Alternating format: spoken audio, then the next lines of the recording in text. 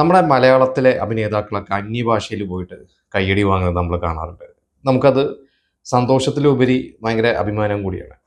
അപ്പോൾ ഒരു ബ്രഹ്മാണ്ഡ സിനിമയുടെ ഒരു പോസ്റ്റർ കഴിഞ്ഞ ദിവസം ഞാൻ കണ്ടിരുന്നു. അപ്പോൾ ആ ഒരു പോസ്റ്ററിൽ ഒരു മലയാളി താരമാണ് നിറഞ്ഞു നിൽക്കുന്നത്. അപ്പോൾ എനിക്കത് കണ്ടു കഴിഞ്ഞപ്പോൾ കുറച്ച് കാര്യങ്ങൾ തോന്നി. അപ്പോൾ അതാണ് ഞാൻ നിങ്ങളോടൊന്ന് ഡിസ്കസ് ചെയ്യാൻ പോകുന്നത്.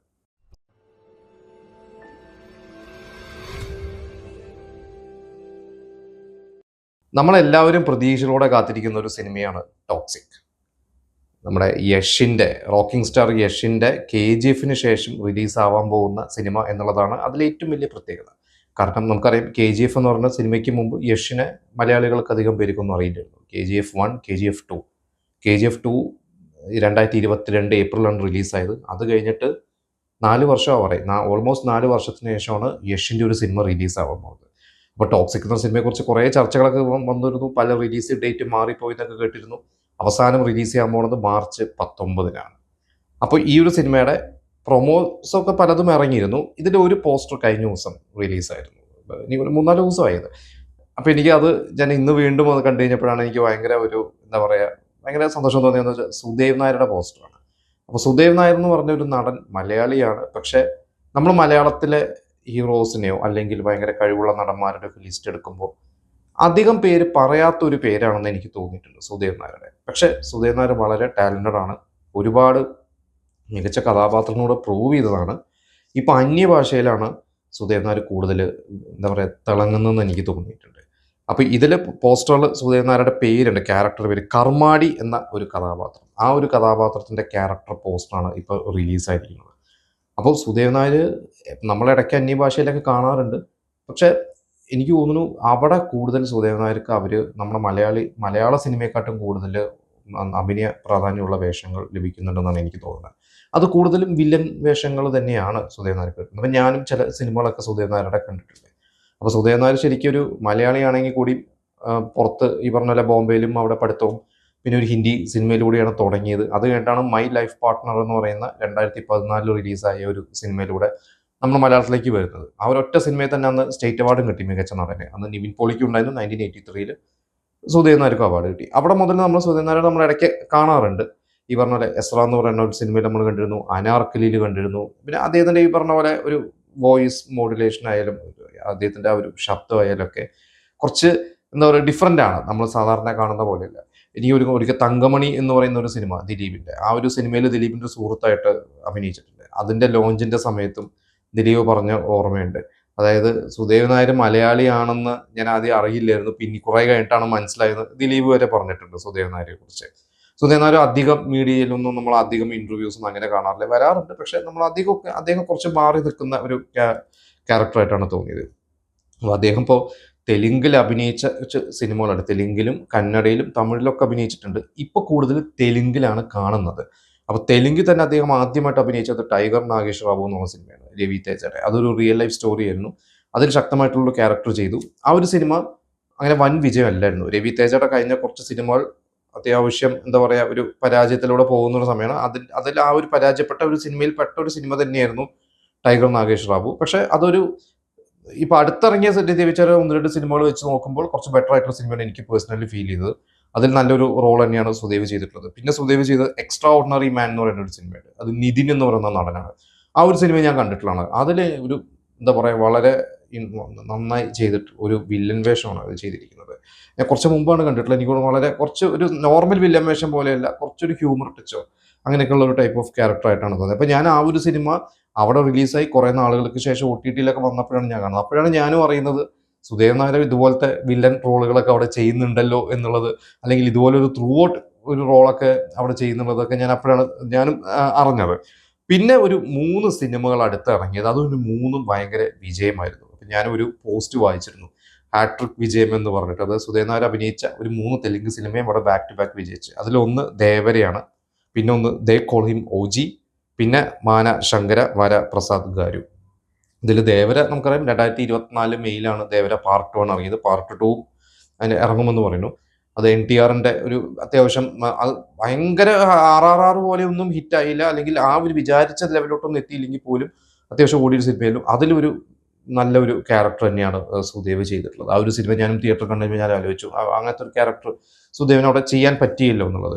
പിന്നെ OG എന്ന് പറയുന്ന പവൻ കല്യാണിന്റെ സിനിമയും അതിലും നല്ലൊരു റോൾ ചെയ്തു. അതും പവൻ കല്യാണിന്റെ കരിയറിലെ ഏറ്റവും വലിയ ഒരു വിജയമായ ഒരു സിനിമയായിരുന്നു. അദ്ദേഹം അവിടെ അഭിനയത്തിനൊക്കെ ഓൾമോസ്റ്റ് അഭിനയം നിർത്തി. അദ്ദേഹം ഇപ്പോൾ ഉപമുഖ്യമന്ത്രിയാണ്. ഓൾമോസ്റ്റ് അഭിനയം നിർത്താൻ എനിക്ക് തോന്നുന്നു ഒരു സിനിമയും കൂടി ഇപ്പോൾ ചെയ്യുന്നുണ്ട്. അത് കഴിഞ്ഞ് അഭിനയം നിർത്തും തോന്നുന്നു. അപ്പോൾ ആ ഒരു രീതിയിൽ OG എന്ന് പറഞ്ഞ സിനിമ ഭയങ്കര ശ്രദ്ധിക്കപ്പെട്ട ഒരു സിനിമയായിരുന്നു. അതിന് ഈ പറഞ്ഞ പോലെ ക്രിട്ടിക്സ് കുറെ കുറ്റം പറഞ്ഞ് വിമർശനങ്ങൾ ഉണ്ടായിരുന്നു. പക്ഷേ എങ്കിൽ പോലും ആ സിനിമ നന്നായി കളക്ട് ചെയ്ത സിനിമയാണ്.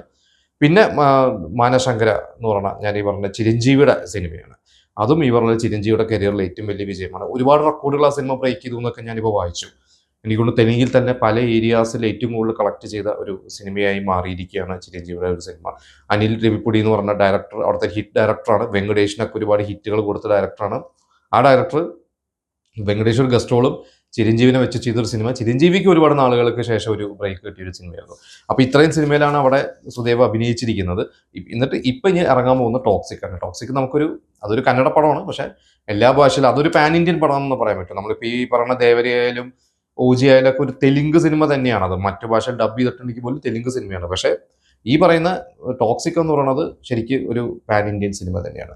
അപ്പോൾ സുദേവിന്റെ കാര്യം നമ്മൾ പറഞ്ഞു. അതുപോലെ തന്നെ ശരിക്കും അതിന്റെ ഒരു ക്രൂ കാസ്റ്റ് ഒക്കെ എടുത്തു കഴിഞ്ഞാൽ മലയാളികളുടെ സാന്നിധ്യമാണുള്ളത്. സംവിധായക ഗീതു മോഹൻദാസ്, ക്യാമറമാൻ രാജി രവി, പിന്നെ നയൻതാര, നായികന്മാരിൽ ഒരാൾ നയൻതാര. അപ്പം ഇത്രയും എന്താ പറയുക മലയാളി സാന്നിധ്യം ആ ഒരു സിനിമയിലുണ്ട്. പിന്നെ നമുക്കറിയാം ഇപ്പം ഈ അടുത്ത കാലത്ത് ഒരുപാട് മലയാളികൾ അന്യഭാഷയിൽ തിളങ്ങുന്നുണ്ട്. എല്ലാ മേഖലയിലും തിളങ്ങുന്നുണ്ട്. അത് പണ്ട് ഉണ്ടായിരുന്നു. പക്ഷേ എങ്കിലും കമ്പാരിറ്റീവ്ലി പണ്ടത്തൊക്കെ വെച്ച് നോക്കുമ്പോൾ ഇപ്പോൾ എനിക്കൊന്ന് കൂടുതൽ എക്സ്പോഷർ കിട്ടിയതുകൊണ്ടായിരിക്കാം. പിന്നെ പണ്ടൊരു മലയാള സിനിമ തിയേറ്ററിൽ എപ്പോഴെങ്കിലും പ്രിവ്യൂ ഇടുമ്പോഴോ അല്ലെങ്കിൽ പിന്നീട് എപ്പോഴും TV വരുമ്പോഴോ ഒക്കെ ആയിരിക്കും. അല്ലെങ്കിൽ ഒരു പറഞ്ഞ DVD കാസറ്റ് ഒക്കെ എടുത്തിട്ടൊക്കെയാണ് അന്യഭാഷയിലുള്ള താരങ്ങൾ അല്ലെങ്കിൽ സംവിധായകരും നിർമ്മാതാക്കളൊക്കെ കാണുന്നത്. അപ്പോഴായിരിക്കും അതിൽ ഏതെങ്കിലും ഒരു നടൻ്റെയോ അല്ലെങ്കിൽ ഒരു ടെക്നീഷ്യൻ്റെയോ വർക്ക് ശ്രദ്ധിക്കുന്നത്. പക്ഷേ ഇന്ന് പാൻ ഇന്ത്യൻ റിലീസാണ്. OTTയിൽ കാണാം. അപ്പോൾ അതുകൊണ്ട് തന്നെ നമ്മുടെ മലയാള സിനിമ തന്നെ എല്ലാവരും കാണുന്നുണ്ട് അവിടെ. അതുകൊണ്ട് തന്നെയാണ് നമ്മുടെ താരങ്ങൾക്കൊക്കെ അവിടെ അവസരങ്ങളൊക്കെ കിട്ടുന്നത്. അപ്പോൾ ഇപ്പോൾ ഒരു ലിസ്റ്റ് എടുത്തു കഴിഞ്ഞപ്പോൾ ഏറ്റവും കൂടുതൽ ജയറാമാണ്. ജയറാം പണ്ടും തമിഴിലും ഒക്കെ അഭിനയിച്ചിട്ടുള്ളതാണ്. പക്ഷേ ഇപ്പോൾ ഇഷ്ടം പോലെ അന്യഭാഷാ സിനിമകൾ ജയറാമിനെ കാണുന്നുണ്ട്. അല്ലെ തെലുങ്കിൽ എനിക്ക് തോന്നുന്നുണ്ട് അവിടുത്തെ ഒരുവിധ എല്ലാ സൂപ്പർ സ്റ്റാർസിനെ ഇപ്പോൾ രാം ചരൺ ആയാലും അല്ലു ആയാലും മഹേഷ് ബാബു ആയാലും പ്രഭാസ് ഇവരുടെയൊക്കെ അച്ഛനായിട്ടോ ചേട്ടനായിട്ടോ സുഹൃത്തായിട്ടോ ഒക്കെ അഭിനയിച്ച് തിളങ്ങുന്ന നടൻ തന്നെയാണ് ജയറാം. തമിഴിലും അങ്ങനെ തന്നെയാണ്. ജയറാം പണ്ടും തമിഴിൽ അഭിനയിച്ചിട്ടുണ്ട്. പക്ഷെ ഇപ്പോൾ കൂടുതൽ നല്ല ശക്തമായിട്ടുള്ള ക്യാരക്ടർ റോളുകളൊക്കെ ജയറാം ചെയ്യുന്നുണ്ട്. അതിനെതിരെ വിമർശനങ്ങളൊക്കെ ഉണ്ട്. പക്ഷെ പേഴ്സണലി ജയറാം അത് ചെയ്യുന്നതുകൊണ്ട് ജയറാമിന്റെ കരിയറിൽ അത് ഗുണം ചെയ്തിട്ടുള്ളൂ എന്നാണ് ഞാൻ വിശ്വസിക്കുന്നത്. കാരണം ഇവിടെ നായകനായിട്ട് ചെയ്യുന്നു, അവിടെ പോയിട്ട് ജയറാം ക്യാരക്ടർ റോളുകൾ ചെയ്യുന്നു. അത് ചിലപ്പോൾ ചെറിയ റോളായിരിക്കാം ചിലപ്പോൾ. പക്ഷെ എങ്കിലും അതിനൊരു ഭയങ്കരമായിട്ടുള്ള ഒരു റീച്ച് കിട്ടുന്നുണ്ട്. അതുകൊണ്ട് തന്നെ ജയറാം സാർ എന്ന് പറഞ്ഞു കഴിഞ്ഞാൽ അവർക്ക് ഭയങ്കര റെസ്പെക്റ്റ് ആണ് അവിടെ അന്യഭാഷയിൽ. ഇപ്പോൾ കഴിഞ്ഞ ദിവസം 1000 ആശകൾ എന്ന് പറഞ്ഞ ആശകളായിരുന്നു സിനിമയുടെ പ്രൊമോഷന്റെ സമയത്ത് തമാശ രൂപേണ കാളിദാസ് പറഞ്ഞു പൈസ കൂടുതൽ കിട്ടുന്നതുകൊണ്ടാണ് അഭിനയിക്കുന്നത് വെച്ചാൽ ജയറാം തന്നെ പറഞ്ഞു അതുകൊണ്ട് മാത്രമല്ല. പിന്നെ ജയറാം പറയാറുണ്ട് റെട്രോന്റെ ലോഞ്ചിന്റെ സമയത്ത് അവിടെ കേരളത്തിൽ വന്നപ്പോൾ ജയറാം പറഞ്ഞു അവിടെ പോകുമ്പോൾ നമുക്ക് മലയാളത്തിന് കിട്ടുന്ന മലയാള സിനിമയ്ക്ക് കിട്ടുന്ന റെസ്പെക്റ്റ് ആയിട്ടാണ് ഞാൻ അതിനെ കണക്കാക്കുന്നത് എന്നാണ് ജയറാം പറഞ്ഞത്. പിന്നെ ഇപ്പോൾ ഷൈൻ ടോം ചാക്കോ അവിടെ ശക്തമായിട്ടുള്ള റോൾസ് അവിടെ ചെയ്യുന്നുണ്ട്. നമ്മുടെ ബാലയ്യയുടെ കൂടെയൊക്കെ അഭിനയിച്ചിട്ട് ഷൈൻ ടോം ചാക്കോ തന്നെ പറയുകയും ചെയ്തു. ബാലയ്യ എന്ന് പറയുന്ന ആ ഒരു വ്യക്തിത്വത്തെ കുറിച്ചൊക്കെ വളരെ കാര്യമായിട്ട് അദ്ദേഹം സംസാരിച്ചു. ദേവര എന്ന് പറഞ്ഞ സിനിമയിലെ ഒരു അടിപൊളി വില്ലൻ വേഷമാണ് ചെയ്തത്. അതിന് ബെസ്റ്റ് വില്ലനുള്ള അവാർഡൊക്കെ അവിടെ കിട്ടിയിട്ടുണ്ടായിരുന്നു ഷൈൻ ടോമിന്. അപ്പോൾ എനിക്കൊണ്ട് ഷൈനും അവിടെ ഇനി ഒരുപാട് സഞ്ചരിക്കാനുണ്ട്. നേരത്തെ ഈ സുദേവിനെ കുറിച്ച് പറഞ്ഞ പോലെ ഒരുപാട് റോളുകൾ ഇനി അവിടെ ഷൈനും കിട്ടാനുണ്ട്. പിന്നെ നരേൻ നമുക്കറിയാം മലയാളത്തിൽ വന്ന് തമിഴിൽ പോയി തമിഴിൽ നായകനായിട്ട് തിളങ്ങി ഇപ്പോൾ അവിടെ ക്യാരക്ടർ റോളുകളൊക്കെ ചെയ്യുന്നു. LCU നമ്മുടെ ലോകേഷ് യൂണിവേഴ്സിൽ നരേൻ ഇല്ലാതെ നമുക്ക് സങ്കല്പിക്കാൻ പറ്റില്ല. അപ്പോൾ അത് നമ്മളെ മലയാളികൾക്ക് ഒരു അഭിമാനം തന്നെയാണ് നരേൻ എന്ന് പറയുന്ന ഒരു നടൻ അവിടെ തിളങ്ങുന്നതും. പിന്നെ ചെമ്പൻ വിനോദ് ഉണ്ട്, അതുപോലെ തന്നെ സുരാജ് വെഞ്ഞാരമൂട്. ചെമ്പനും നമ്മൾ വിക്രം സിനിമയിലൊക്കെ കണ്ടിട്ടുണ്ട്. ഇപ്പോഴും എനിക്ക് തോന്നുന്നു വേറെ ഏതൊരു സിനിമയിലൊക്കെ ഇപ്പോൾ അഭിനയിക്കുന്നുണ്ട്. സുരാജ് വീരധീര സൂരൻ എന്ന് പറഞ്ഞ സിനിമയിൽ വിക്രമിന്റെ വില്ലനായിട്ട് വന്നു. ഇപ്പോൾ ജയിലർ 2 മെയിൻ വില്ലനാണെന്ന് കേൾക്കുന്നു. പിന്നെ വേറെ ഏതൊരു സിനിമയും കൂടി ഇപ്പോൾ സുരാജിന്റെ തമിഴ് വരുന്നുണ്ട്. ഞാൻ അതിൻ്റെ ഒരു പോസ്റ്റർ കണ്ടിരുന്നു. പിന്നെ വിനായകൻ അവിടെ ജയിലറിൽ രജനീകാന്തിന്റെ ഓപ്പോസിറ്റ് ആയിട്ട് കട്ടയ്ക്ക് വില്ലനായി വിലസിയതാണ്. അപ്പോൾ എന്തായാലും വിനായകനും ഈ പറഞ്ഞ പോലെ അവസരങ്ങളൊക്കെ എന്തായാലും അവിടെ വരും. ഇപ്പോൾ മലയാളത്തിലും വിനായകൻ തിളങ്ങുന്നുണ്ട്. ഇപ്പോൾ കളങ്കാവിൽ തിളങ്ങി. അതേപോലെ തന്നെ ഇനിയിപ്പോൾ തമിഴിലും തെലുങ്കിലൊക്കെ ഇനിയും ഒരുപാട് അവസരങ്ങൾ കിട്ടും തന്നെയാണ്. ഒരു വിവാദങ്ങളുണ്ട് വിനായകനെ കുറിച്ച് ഒരുപാട്. പക്ഷെ വിനായകനെ ഒരു പ്രൊഫഷണൽ ആയിട്ട് ഒരു ആക്ടർ തന്നെയാണ്. അതുകൊണ്ട് തന്നെയാണ് അന്യഭാഷയിലെ അവസരങ്ങൾ കിട്ടുന്നത്. പിന്നെ സുനിൽ സുഗത എന്ന് പറഞ്ഞ നമ്മുടെ ക്യാരക്ടർ ആർട്ടിസ്റ്റാണ്. അദ്ദേഹം പോർത്തൊഴിൽ എന്ന് പറഞ്ഞ സിനിമയിൽ ഒരു വില്ലനായിട്ട് വന്നു. അതിൻ്റെ ബ്ലഡി ബഗർ എന്ന് പറഞ്ഞ സിനിമയിൽ നെൽസൺ പ്രൊഡ്യൂസ് ചെയ്ത സിനിമയിൽ നമ്മൾ കണ്ടു. ഇപ്പോൾ ജയിലർ 2 അദ്ദേഹം നല്ലൊരു ത്രോട്ട് റോൾ ഉണ്ടെന്നാണ് കേട്ടത്. അപ്പം എനിക്ക് ഇനിയും ഒരുപാട് സിനിമകൾ ചെയ്യുന്നുണ്ട്. എനിക്ക് സുനിൽ സുധ ഒരുപാട് 1-2 സിനിമകൾ കൂടി ഇനി അദ്ദേഹം റിലീസ് ആവാനുണ്ട്. അദ്ദേഹം മലയാളത്തിൽ ഇപ്പോൾ സിനിമകൾ കുറഞ്ഞത് തമിഴിലെ തിരക്ക് കാരണം തന്നെയാണെന്നാണ് ഞാൻ മനസ്സിലാക്കിയത്. ഇനിയും ഒരുപാട് അവസരങ്ങൾ കിട്ടാനുണ്ട്. അപ്പോൾ എന്തായാലും മലയാള സിനിമയിലെ മലയാള നടന്മാർക്ക് അന്യഭാഷയിൽ അവസരം കിട്ടുന്നത് എന്തുകൊണ്ട് നല്ലതാണ്. പണ്ടൊക്കെ നമുക്കറിയാം നെടുമുടി വേണുവും തിലകരും പോലത്തെ ക്യാരക്ടർ ആർട്ടിസ്റ്റുകളൊക്കെ അവിടെ അഭിനയിക്കുന്നത് നായകന്മാരായിട്ട് നമ്മുടെ ഇവിടെ മമ്മൂട്ടി മോഹൻലാലൊക്കെ പോയിട്ടുണ്ട്. പക്ഷെ പണ്ടത്തെ വെച്ച് നോക്കുമ്പോൾ ഒരു ക്യാരക്ടർ റോളുകൾ അന്യഭാഷയിൽ നമ്മുടെ മലയാള താരങ്ങളെ ഇപ്പോൾ വിളിക്കുന്നത് വലിയൊരു കാര്യം തന്നെയാണ്. പണ്ടിടയ്ക്ക് മനോജ് കെ ജയന് ഇവിടുത്തെ പെരുന്തച്ഛൻ കഴിഞ്ഞിട്ട് അവിടെ ദളപതിയിൽ അവസരം കിട്ടിയിട്ടുണ്ടായിരുന്നു. പിന്നെ കുറേ ബ്രേക്കിന് ശേഷമാണ് ധൂൾ എന്ന് പറഞ്ഞ സിനിമയിലൊക്കെ മനോജ് കെ ജയന് അവസരം കിട്ടിയത്. പക്ഷെ ഇപ്പോൾ അങ്ങനെയല്ല. ഇപ്പോൾ നമുക്ക് എന്താ പറയുക അവസരങ്ങൾ കൂടുതലാണ്. അപ്പോൾ അത് എന്തുകൊണ്ടും നടന്മാർക്ക് നല്ലതാണ്. എന്തായാലും എനിക്കിപ്പോൾ ടോക്സിക്കിലെ സുധീർ നായരുടെ ഒരു പോസ്റ്റർ കണ്ടപ്പോഴാണ് ഇവരെല്ലാവരെയും കുറിച്ചുള്ള ഓർമ്മകളൊക്കെ വന്നത്. അപ്പോൾ അത് നിങ്ങളോട് ഷെയർ ചെയ്യണം തോന്നി. എന്തായാലും ഞാൻ ഈ പറഞ്ഞത് നിങ്ങൾക്ക് ഉണ്ടാവാം, വിയോജിക്കാം. പ്രത്യേകിച്ച് ജയറാമിൻ്റെ കാര്യമൊക്കെ പറഞ്ഞത്. അപ്പോൾ നിങ്ങൾക്ക് അതിനെക്കുറിച്ച് നിങ്ങൾക്ക് എന്താണ് പറയാനുള്ളത് നിങ്ങൾ നമുക്ക് കമൻറ്റ് ചെയ്യാം.